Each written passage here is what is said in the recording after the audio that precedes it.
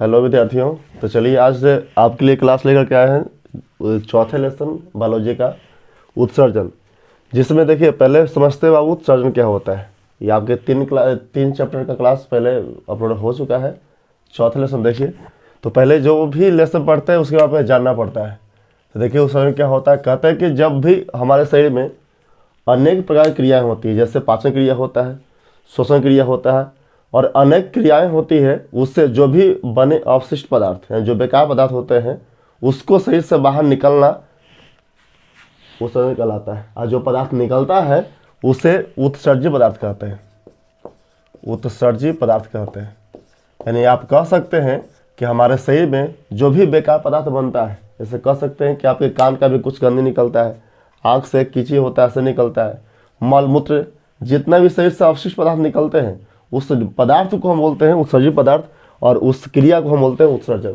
जिसमें जंतुओं में कुछ पदार्थ निकलते हैं, जैसे जंतुओं में निकलने वाला पदार्थ होता है यूरिया होता है, यूरिक एसिड होता है, अमोनिया होता है इत्यादि। ये सब पदार्थ जो होते हैं वह जंतुओं से निकलते हैं। जैसे किसी जंतुओं से मूत्र से निकलता है वह यूरिया होता है, यूरिक एसिड, अमोनिया इत्यादि होते हैं। लेकिन ऐसे पदार्थ पौधे से भी निकलते हैं, जिसमें निकलने वाले पदार्थ को हम कहते हैं रेजिन, टेनिन, गोंद, लैटेक्स इत्यादि होते हैं। जो पदार्थ ये सब जो पदार्थ हुए यह किसी पेड़ पौधे से उत्सर्जी पदार्थ के रूप में निकलते हैं। अर्थात कह सकते हैं, देखिए फिर से बोल देते हैं, फिर सुनिएगा।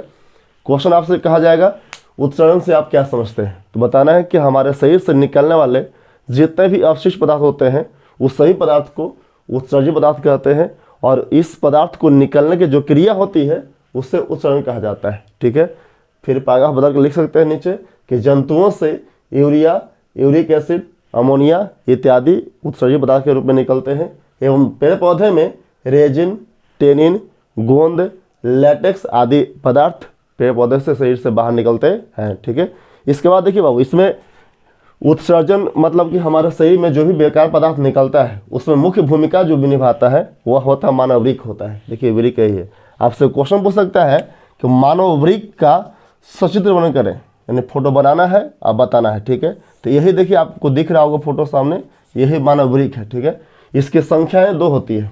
क्वेश्चन फिर सुनिएगा, क्वेश्चन पूछेगा कि वृक्क का सचित्र वर्णन करें। ठीक है, फोटो बनाना है, पहले अपने से वीडियो रोकिएगा, फोटो बनाइएगा। ठीक है, और अब देखिए इसमें बताना शुरू से देखना है, तो अब देखिए तो पहले इसको अच्छा से देखिए, देखने में लगेगा सिम के बीज जैसा। तो इसका आकार सबसे पहले बताते हैं। तो मानव वृक्क का आकार होता है सिम के बीज जैसा होता है, सिम खाए होंगे, सिम के बीज जैसा होता है। ठीक है, और ये जो वृक्क होता है यह मानव उदर गुहा, उदर कहते हैं, हमारे से पेट कहते हैं, पेट के नीचे एक दाएं और एक बाएं होता है। ठीक है, फिर सुनिए, इसका आकार सिम के बीज जैसा होता है, यह उदर गुहा के नीचे होता है, एक दाएं होता है और एक बाएं होता है। ठीक है, और यह जो वृक्क होते हैं, वृक्क की संख्याएं 2 होती है। बताइए कि एक दाएं एक बाएं होता है, 2 संख्याएं होती है।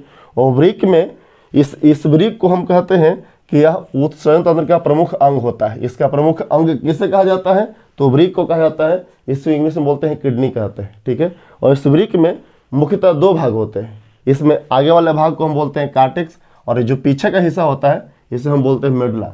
जो मेडुला बाद में आगे जाकर बनाता है पिरामिड। क्या बनाता है, पिरामिड बनाता है। ठीक है, फिर सुनिए, वृक्क के मुख्यतः 2 भाग होते हैं। आगे वाला भाग को बोलते हैं कार्टेक्स, पीछे वाला भाग को बोलते हैं मेडुला, और मेडुला ही आगे बनाता है पिरामिड। ठीक है, और इस वृक्क में 2 भाग और होते हैं, एक वृक्क धमनी होता है, एक वृक्क सिरा होता है। आप समझते होंगे कि धमनी जो होता है हमेशा शुद्ध पदार्थ का परिवहन करता है, पहले बताए थे। तो इस शुद्ध पदार्थ को यहाँ से शुद्ध होने का ले जाता है, और अशुद्ध लेके कौन आता है, वृक्क सिरा आता है। ठीक है, तो इसमें 2 भाग और होते हैं, वृक्क धमनी और वृक्क सिरा होते हैं। और इसमें कई सारे धागेनुमा रचना होती है, और धागेनुमा रचना को ही हम लोग नेफ्रॉन कहते हैं। ठीक है, और नेफ्रॉन को ही काम है बाबू कि वृक्क के अंदर पदार्थ को छानता है, और जो पदार्थ अवशेष बचता है वह मूत्र नली से शरीर से बाहर निकलता है। इतना वृक्क के बारे में आप लिख दीजिएगा, ये आपका नंबर दे देगा। ठीक है, फिर से देखिए जितना बताए हैं उसका आंसर फिर से बता देते हैं। ठीक है, देखिए आपसे इसमें चौथा लेसन शुरुआत किए थे। पहला इसमें क्वेश्चन बताए थे कि उत्सर्जन से क्या समझते हैं, ये आपसे क्वेश्चन पूछेगा। बताना है कि जब हमारे शरीर में जितने भी पदार्थ अवशिष्ट होते हैं उसे शरीर से बाहर निकालने की जो क्रिया होती है उसे बोलते हैं उत्सर्जन। और जो पदार्थ निकलता है वह होता है उत्सर्जित पदार्थ। इसमें थोड़ा सा ऐड करके लिख देना नीचे से कि जंतुओं से निकलने वाले उत्सर्जित पदार्थ यूरिया, यूरिक एसिड, अमोनिया इत्यादि होते हैं। और पेड़ पौधे से निकलने वाला उत्सर्जित पदार्थ रेजिन, टेनिन, गोंद, लैटेक्स आदि होते हैं। ठीक है। इसके बाद आपका क्वेश्चन फिर बताए थे कि आपसे पूछ सकता है कि मानववृक्क का सचित्र वर्णन करें। तो पहले बनाना फोटो अच्छा से, फिर इसमें बताना कैसे, जैसे बोलेंगे वैसे लिख लीजिएगा। ठीक है। देखिए इसमें पहले बताना है कि मानववृक्क जो होता है इसका आकार सिम के बीज जैसा होता है और यह उदर गुहा के नीचे दोनों एक एक की संख्या में होता है। इसे उत्सर्जन तंत्र का प्रमुख अंग कहा जाता है। मानववृक्क के मुख्यतः दो भाग होते हैं। इसके आगे वाला भाग को कार्टेक्स कहा जाता है, पीछे वाला भाग को मेडुला कहा जाता है। मेडुला पिरामिड का निर्माण करता है। मेडुला पिरामिड का निर्माण करता है। इस वृक्क में दो और भाग, एक वृक्क धमनी और एक वृक्क शिरा होते हैं। और इस वृक्क में कई सारे धागेनुमा रचना होती है जिसे नेफ्रॉन कहा जाता है और नेफ्रॉन पदार्थ को छानता है। और इसके बाद जो पदार्थ छानता है वही अवशेष पदार्थ फिर मूत्र नली से शरीर से बाहर निकल जाता है। इतना बताना है, आपको नंबर दे देगा। ठीक है। और यह लेसन काफ़ी छोटा है। इसके बाद जो है एक वीडियो का और बनेगा, ये लेसन पूरा खत्म हो जाएगा। ठीक है। इतना ही, धन्यवाद।